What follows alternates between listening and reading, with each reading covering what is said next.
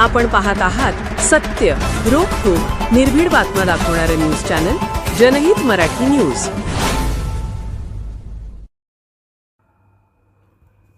कासारी येथील एका अल्पवयीन मुलीची आत्महत्या नसून घातपात केल्याचा नातेवाईकांचा आरोप।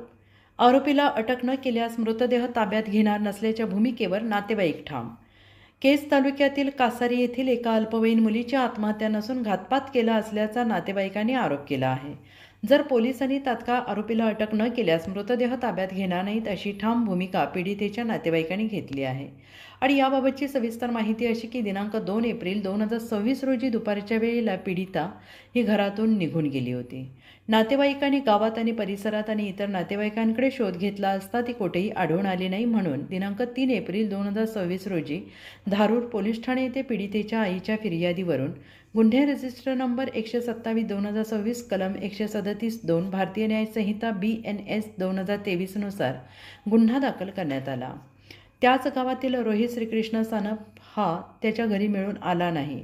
श्रीकृष्ण सानप यांनीच पीडितेला अज्ञात कारणासाठी फूस लावून पळवून घेऊन गेला आहे असा पीडितेच्या आईसह नातेवाईकांचा संशय आहे आणि म्हणून त्याच्या विरोधात फिर्याद दिली असे सदरील फिर्यादीत पीडितेच्या आईने म्हटले होते। रविवार रोजी गावातील शेतातील विहिरीत पीडितेचा मृतदेह सापडला। कासारी येथील विहिरीत मृतदेह आढळून आल्याने कासारी गावात दुःखाचं सावट पसरलं असून विहिरीतून मृतदेह बाहेर काढण्यासाठी पोलीस अधिकारी, कर्मचारी आणि शर्थीचे प्रयत्न करून पीडितेचा मृतदेह बाहेर काढून पंचनामा करून धारूर येथील ग्रामीण रुग्णालयात शवविच्छेदनासाठी नेण्यात आला। परंतु नातेवाईकांनी इन कॅमेरा शवविच्छेदन करण्याची मागणी केली असता तशी व्यवस्था त्या ठिकाणी नसल्यामुळे आंबेजोगाई येथील स्वामी रामानंद तीर्थ या ठिकाणी इन कॅमेरा शवविच्छेदन करण्यासाठी मृतदेह पाठवण्यात आला। सदर घटनेचा पुढील तपास धारूर पोलीस हे करत आहेत। आणि यावेळी माध्यमांशी बोलताना पीडितेच्या आईसह नातेवाईकांनी म्हटलं आहे की आमच्या मुलीने आत्महत्या केलेली नसून तिचा घातपात करण्यात आलेला आहे। तात्काळ आरोपीला अटक करण्यात यावी। जर आरोपीला अटक केली नाही तर आम्ही मृतदेह ताब्यात घेणार नाही अशी नातेवाईकांनी प्रतिक्रिया दिलेली आहे। सदर घटनेची सत्यता काय आहे याकडे नागरिकांचं लक्ष लागून राहिलं आहे। एकच म्हणणं आहे, माझ्या मुलीचा घातपात झालेला आहे। जे आरोपी आहेत यांना तात्काळ अटक करण्यात यावा हीच माझी विनंती आणि मला न्याय मिळावा। जर त्यांना अटक नाही झाली तर मी बॉडी ताब्यात घेणार नाही। बॉडी ताब्यात घेणार नाही। ही माणसं अटकच झाली पाहिजे। पुरवणी यादीमध्ये आम्ही काही नाव दिले, ती पण माणसं अटकच झाली पाहिजे तरच बॉडी आणि त्यांना साथीदार जे आहेत त्याच्यात नाव आम्ही नमूद केलेले आहेत, त्यांना शिक्षाच झाली पाहिजे, अटकच झाली पाहिजे, त्याशिवाय आम्ही बॉडी ताब्यातच घेणार नाही। आता धारूर ग्रामीण रुग्णालयाच्या इथे हे अँब्युलन्समध्ये आपल्या मुलीचा मृतदेह आहे, नेमका ही गाडी कुठं घेऊन तुम्ही जाणार आहात मृतदेहाची? सर हे काय आहे की आम्ही या PM साठी आम्ही अंबाजोगाईला घेऊन चाललो।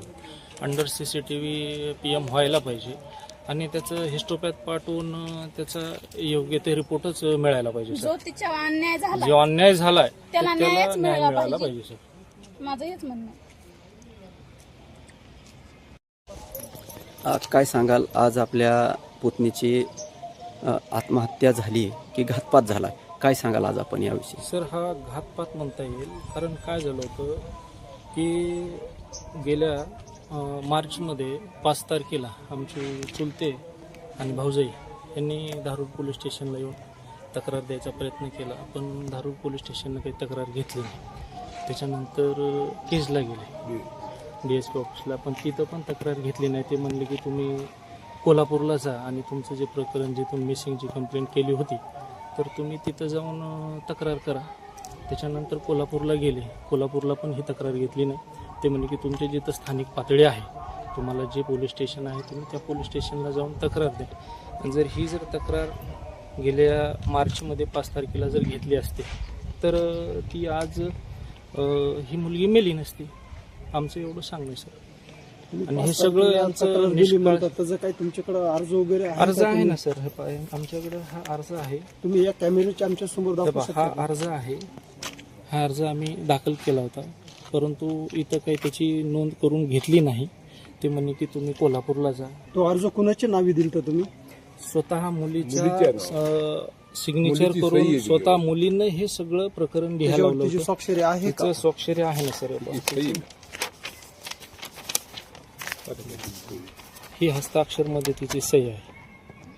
तुम्हाला पोलीस आम्ही स्टेशन हे ते वारंवार- दारू यांच्याकडून काय सांगण्यात आलं? मग ते म्हणणे की तुम्ही इथं नाही, तुम्ही काय करा की तुम्ही पहिली जिथं कंप्लेंट केली होती ती जी तिथून तिला उचलून नेलं होतं, तुम्ही तिथं जाऊन कंप्लेंट करा, इथं कंप्लेंट करायची गरज नाही, आम्ही इथं घेत नाही असं म्हणून त्यांनी कोल्हापूरला पाठवण्याचा प्रयत्न केला. आम्ही कोल्हापूरला पण गेलो, पण कोल्हापूरला पण ते म्हणणे की तुमची जिथं सुरुवातीला म्हणजे तुम्ही तुमचे जे गाव आहे तर तिथं तुम्ही कंप्लेंट करा असं त्यांनी सांगितलं. तर नेमकं तुम्ही आता आरोप केला पोलीस प्रशासनावर की दिनांक 5 मार्च 2026 रोजी तुम्ही धारूर पोलीस स्टेशन येथे मुलीला घेऊन तक्रार देण्यासाठी गेलात. नेमका तो प्रकार काय घडला होता म्हणून तुम्ही कुणाच्या विरोधात नाही, तक्रार सर, देण्यासाठी काय झालं गेलेला होता? होतं की आमच्या गावातली आता ते जे अर्जावर आम्ही पूर्ण नमूद केलेलं आहे, गावातला जो मुलगा आहे सानप म्हणून, कृष्णा सानप म्हणून, तर त्यानं रोहित कृष्णा सानप, तर त्यानं काय केलं होतं की 2 महिने मुलीला घेऊन तो कुठं राहिला आम्हाला काही कल्पना नव्हती आणि त्याने किडनॅप करून घेऊन गेला आणि 2 महिने त्यानं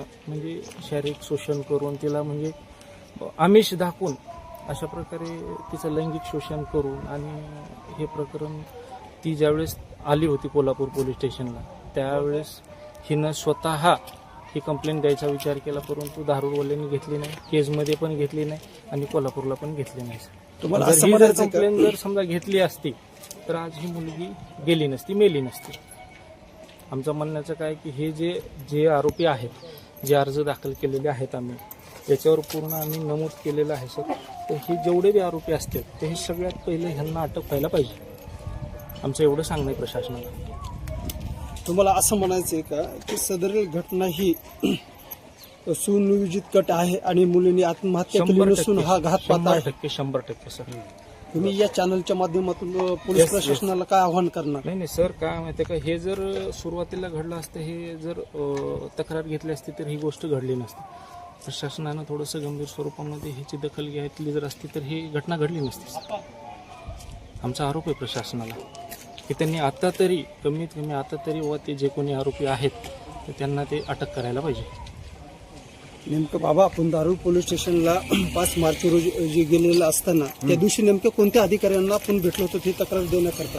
एक घोडे म्हणून अधिकारी घोडे सर म्हणून एक आहे, डीएसपीकडे गेलो केजला. डीएसपीने ती म्हणजे तुम्ही कोल्हापूरला जा, धारूर पोलीस स्टेशनला घोले आणि दुसऱ्याने काय त्यांची नावं लक्षात राहत नाही, ते घोले एक माहिती ती येतात, ती म्हणली तुम्ही कोल्हापूरला जा. म्हणजे असं म्हणल्यानंतर आम्ही कोल्हापूरला गेलो.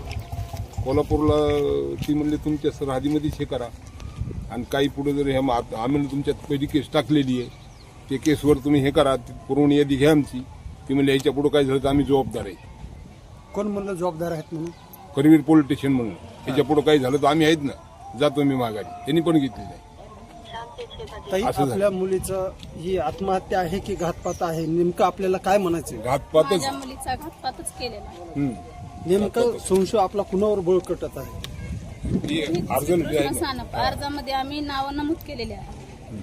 आमचा ज्याच्यावर म्हणजे 100% संशय आहे हो, 100% त्यांचे नाव आम्ही नमूद केलेले आहे. माझं एकच म्हणणं आहे, माझा नवरा वारून 7 वर्ष झाली, आमच्या मागं माणूस कुणीच नाही, आम्हाला न्याय मिळाला पाहिजे. न्याय मिळाला पाहिजे. ही लोक बॉडी न्यायच्या आधी अटक झाली पाहिजे. आम्ही ज्याचं नाव दिलं पुरवणी यादीमध्ये काही नाव घातलं जेवढे त्या अर्जामध्ये नाव अर्जामध्ये आहे पुन्हा तेवढे काही नाव अगोदर घातलं अटक झाली ते बी अटक झाली पाहिजे, नाही आम्ही ती बॉडी नेणार नाही. आता हा मुलीचा मृतदेह नेमका कुणाला समजून आला आणि हे कसा तो शोध लागला याचा? ही गावातली काही मंडळी जी गावातली होती शेळ्या चारणारे ते लोकं. शेळ्या चारणारे किंवा शेतामध्ये काम करणारे त्यांच्या थ्रू ते हा, कॉन्टॅक्ट झाले. त्यांच्या पुढं. आमच्या गावचे जे सरपंच आहेत उत्तम डोईफुडे, तर त्यांना संपर्क साधला गेला की ते म्हणले की वैद्य त्यांना एक फोन बॉडी आला. पडलेली आहे आणि त्याचं रंगरूप अंगावरचा ड्रेस वगैरे आणि ऑलरेडी 2 दिवसापूर्वी धारूर पोलीस स्टेशनला तक्रार दिलेलीच होती हा, परवा की दिली. यांनी परत तेच काम केलेलं आहे म्हणून. हा. धारूर पोलीस स्टेशनला तक्रार दिलेली असतात. मग ते आम्हाला ते सरपंचांना काल फोन आला. पंचनामा होऊन गेला. हा, पंचनामा वगैरे काल झाला होता. आज सकाळी फोन आला त्यांचा, एक 12च्या सुमारास फोन आला होता. ते म्हणले अशा असं आहे तर बॉडी पडलेली आहे विहिरीमध्ये, तर मग सगळ्यांनी त्या विहिरीकडे धाव घेतली. नेमकी ही बॉडी कुठं आणि कोणत्या ठिकाणी तुम्हाला आढळून आली? कासारी गावामध्ये शेतामध्ये गावाच्या बाजूलाच आहे. गावाच्या बाजूला. हो. जनहित मराठी न्यूज चॅनलला लाईक करा, शेअर करा आणि सबस्क्राईब करा.